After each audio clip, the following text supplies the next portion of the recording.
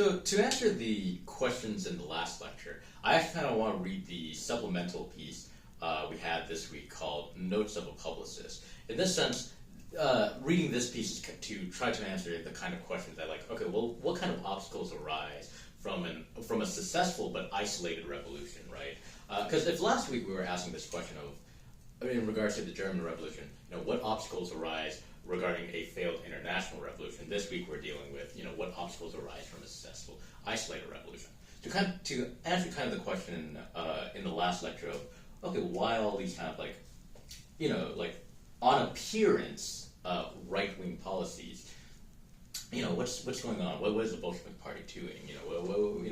Why is Lenin supporting all this, or why is Lenin advocating all these? Well, what's going on here, right? I want to read I want to read Notes of a Publicist. This is published in 1922, I believe. So yeah. By any chance, you want to read, or you want me to read it? No, okay, fine. Yeah. So okay. I guess I shall read it. This. So, do you mind if you scroll up a little bit? So So I should know that I believe this piece was not piece was not published by Lenin. In fact, this was a manuscript that he had, but he had yet to written. So I guess an alternative title, or because in some sense this is like a culmination of certain writings that he was writing on. The alternative titles to Notes of a Publicist is On Ascending a High Mountain, The Harm of Despondency, The Utility of Trade, Attitude Towards the Mensheviks, etc. Okay, with that said, let's read the work. So, Part 1. By way of example, let us picture to ourselves a man ascending a very high, steep, and hitherto unexplored mountain. Let us assume that he has overcome unprecedented difficulties and dangers and has succeeded in reaching a much higher point than any of his predecessors, but still has not reached the summit. He finds himself in a position where it is not only difficult and dangerous to proceed in the direction and along the path he has chosen, but positively impossible. He is forced to turn back, descend, seek another path, longer perhaps, but one that will enable him to reach the summit. The descent from the height that no one before him has reached proves perhaps to be more dangerous and difficult for an imaginary traveler than the ascent. It is easier to slip. It is not so easy to choose a foothold. There is not that exhilaration that one feels in going upward, straight to the goal, etc. One has to tie a rope around oneself, spend hours with all alpenstock to cut footholds or a projection to which the rope could be tied firmly.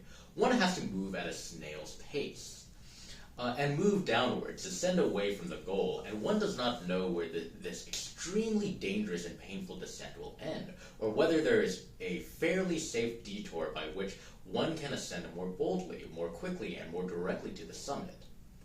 It would hardly be natural to suppose that a man who had climbed to such an unprecedented height but found himself in such a position did not have his moments of despondency. In all probability, these moments would be more numerous, more frequent, and harder to bear if he heard the voices of those below, who through a telescope and from a safe distance are watching his dangerous descent, which cannot even be described as what the Smena Vec people call ascending with brakes on. But brakes presuppose a well-designed and tested vehicle, a well-prepared road, and previously tested appliances. In this case, however, there is no vehicle, no road, absolutely nothing that has been tested beforehand. Though the voices from below ring with malicious joy, they don't conceal it. They chuckle gleefully and shout, "He'll fall in a minute! Serve him right! That lunatic!" Others try to conceal their malicious glee and behave mostly like Judas Golovoy. They moan and raise their eyes to heaven in sorrow, as if to say, "Oh, it grieves us sorely to see our fears justified. But do we not, who have spent all our lives working out a judicious plan for scaling this mountain, demand that the ascent be postponed until the plan was complete? And if we were so vehemently protested against it taking this path, which this lunatic is now abandoning, look, he has turned back. He is descending. A single step is taking him hours of preparation. And yet we were roundly abused when time and time again we demanded moderation and caution." If we so fervently censored this lunatic and warned everybody against imitating and helping him, we did so entirely because of our devotion and a great plan to scale this mountain, and in order to prevent this great plan from becoming generally discredited. Happily, in the circumstances we have described, our imaginary traveler cannot hear the voices of these people who are true friends of the idea of ascent. If he did, they would probably nauseate him, and nausea, it is said, does not help one keep a clear head and a firm step, particularly at high altitudes. Section 2. Without metaphors. An analogy is not proof. Every analogy is lame. These are inconvertible and common truths, but would do no harm to recall them in order to see the limits of every analogy more clearly. Russia's proletariat rose to gigantic heights in its revolution, not only when it is compared with 1789 and 1793, years of the French Revolution, but also when compared with 1871, the year of the Paris Commune. We must take stock of what we have done and what we have not as dispassionately, as clearly and as concretely as possible. If we do that, we shall be able to keep clear heads. We shall not suffer from nausea, illusions, or despondency. We wound up the bourgeois democratic revolution more thoroughly than had ever been done before anywhere in the world. That is a great gain, and no power on earth can deprive us of it. Let me explain that sentence. We wound up the bourgeois democratic revolution more thoroughly than had ever done before anywhere in the world. I think the translation is a little, wonky there, but what Lenin is saying there is that we have had the most complete bourgeois revolution the world has ever seen before. Period. That is a great gain, and no power on earth can deprive us of it. We accomplished the task of getting out of the most reactionary imperialist war in a revolutionary way. That, too, is a gain no power on earth can deprive us of. It is a gain which is all the more valuable for the reason that reactionary imperialist massacres are inevitable in the not distant future if capitalism continues to exist, and the people of the 20th century will not be so easily satisfied with the second edition of the Basel Manifesto, which the renegades, the heroes of the Second and the 2.5 Internationals, fooled themselves and the workers in 1912 and 1914 through 18. We have created a Soviet state, and by that we have ushered in a new era in world history. The era of the political rule of the proletariat, which is to supersede the era of bourgeois rule. Nobody can deprive us of this either, although the Soviet type of state will have the finishing touches put on it only with the aid of the practical experience of the working class of several countries. But we have not finished even the foundations of a socialist economy, and the hostile powers of moribund capitalism can still deprive us of that. I'm going to repeat that. But we have not finished building even the foundations of a socialist economy, and the hostile powers of moribund capitalism can still deprive us of that. We must clearly appreciate this and frankly admit it, for there is nothing more dangerous than illusions, and vertigo, particularly at high altitudes. And there is nothing absolutely terrible, nothing that should give legitimate grounds for the slightest despondency in admitting this bitter truth. For we have always urged and reiterated the elementary truth of Marxism, that the joint efforts of workers of several advanced countries are needed for the victory of socialism.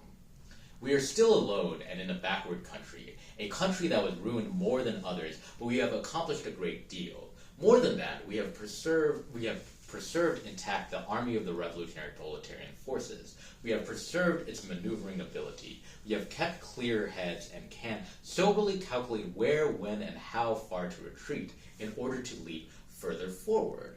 Where, when, and how to set the work to alter what has remained unfinished. Those communists are doomed who imagine that it is possible to finish such an epoch-making undertaking as completing the foundations of socialist economy, particularly in a small peasant country, without making mistakes, without retreats, without numerous alterations to what is unfinished or wrongly done.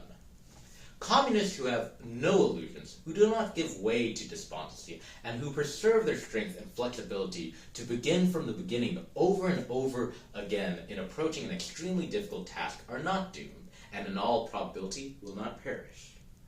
And still, less permissible is it for us to give way to the slightest degree of despondency. We have still less grounds for doing so because, notwithstanding the ruin, poverty, backwardness, and starvation prevailing in our country, in the economics that prepare the way for socialism, we have begun to make progress, while side by side with us, all over the world, countries which are more advanced and 1,000 times wealthier and militarily stronger than we are still retrogressing in their own vaunted familiar capitalist economic field in which they have worked for centuries. Section 3. Catching Foxes, Levi and Cerati. The following is said to be the most reliable method of catching foxes. The fox is being tracked, or the fox that is being tracked is surrounded at a certain distance with a rope which is set at a little height from snow-covered ground and to which are attached little red flags. Fearing this obviously artificial human device, the fox will emerge only if and where an opening is allowed in this fence of flags, and the hunter waits for its opening. One would think that caution would be the most marked trait of an animal that is hunted by everybody, but it turns out that in this case, virtue unduly prolonged is a fault. The fox is caught precisely because it is overcautious. I must confess to a mistake I made at the Third Congress of the Communist International, also as a result of overcaution. At that caution, I was on the extreme right flank. I am convinced that it was the only correct stand to take, for a very large and influential group of delegates, headed by many German, Hungarian, and Italian comrades, occupied an orientally left and incorrectly left position. And far too often, instead of soberly weighing up the situation that was not favorable for immediate and direct revolutionary action, they vigorously indulged in the waving of little red flags. Out of caution and a desire to prevent this undoubtedly wrong deviation towards leftism from giving a false direction to the whole tactics of the Communist International, I did all I could to defend Levi. I suggested that perhaps he had lost his head. I did not deny that he had lost his head, because he had been very frightened by the mistakes of the lefts. And I argued that there had been cases of communists who had lost their heads, finding them again afterwards. Even while admitting, under pressure of the left, that Levi was a Menshevik, I said that such an admission did not settle the question. For example, the whole history of the 15 years of the struggle between the Mensheviks and the Bolsheviks in Russia, from 1903 to 1917, proves, as the three Russian revolutions also prove, that, in general, the Mensheviks were absolutely wrong, and that they were, in fact, agents of the bourgeoisie in the working class movement. This fact is unconvertible. But this inconvertible fact does not eliminate the other fact that in individual cases, the Mensheviks were right and the Bolsheviks were wrong, as, for example, on the question of the boycotting of the Stolypin Duma in 1907. 8 months have elapsed since the Third Congress of the Communist International. Obviously, our controversy with the left is now outdated. Events have settled it. It has been proved that I was wrong about Levi, because it was definitely shown that he took the Menshevik path, not accidentally, not temporarily, not by going too far in combating the very dangerous mistakes of the left, but deliberately and permanently because of his very nature.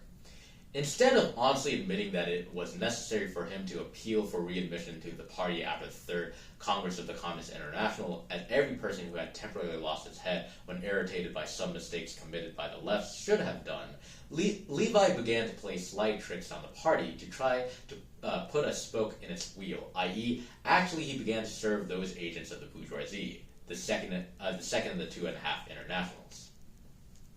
Of course, the German communists were quite right when they retaliated to this recently by expelling several more gentlemen from the party, those who were found to be secretly helping Paul Levi in his noble occupation.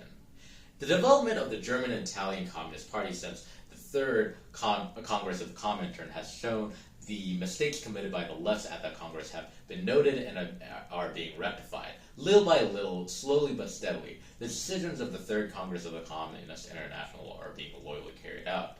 The process of transforming the old type of European parliamentary party, which in fact is reformist and only slightly tinted with revolutionary colors, into a new type of party, into a genuinely revolutionary, genuinely communist party, is an extremely arduous one.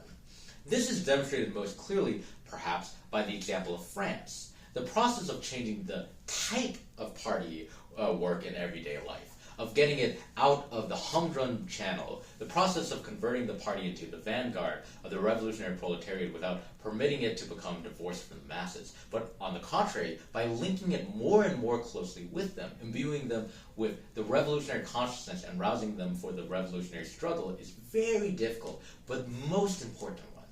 If the European communists do not take advantage of the intervals, probably very short, between the periods of particularly acute revolutionary battles, such as took place in many capitalist countries of Europe and America in 1921 and the beginning of 1922, for the purpose of bringing this about this fundamental, internal, profound reorganization of the whole structure of their parties and of their work, they will be committing the gravest of crimes. Fortunately, there is no reason to fear this. The quiet, steady, calm, and not very rapid, but profound work of creating genuine communist parties, genuine revolutionary vanguards of the proletariat, has begun and is proceeding in Europe and America. Political lessons taken even from observations of such a trivial thing as catching foxes proves to be useful. On the one hand, excessive caution leads to mistakes. On the other hand, it may not be forgotten that if we gave way to mere sentiment or indulgence in the waving of little red flags instead of soberly weighing up the situation, we may commit irreparable mistakes. We may perish where there is absolutely no need to, although the difficulties are great. Paul Levi now wants to get into the good graces of the bourgeoisie and consequently of its agents, the second and 2.5 internationals, by republishing precisely those writings of Rosa Luxemburg in which she was wrong. We shall reply to this by quoting 2 lines from a good old Russian fable.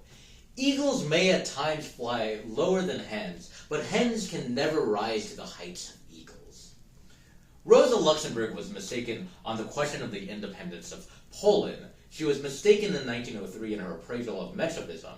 She was mistaken on the theory of the accumulation of capital. She was mistaken in July 1914 when, together with Plekhanov, Van der Velde, and Kautsky and others, she advocated unity between the Bolsheviks and the Mensheviks. She was mistaken in what she wrote in prison in 1918. She corrected most of these mistakes at the end of 1918 and at the beginning of 1919 after she was released.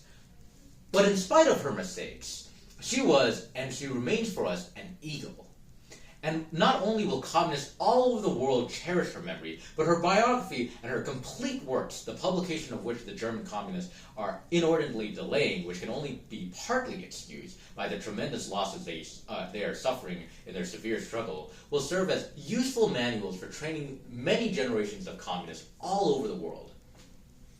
Since August 4th, 1914, German social democracy has been a stinking corpse.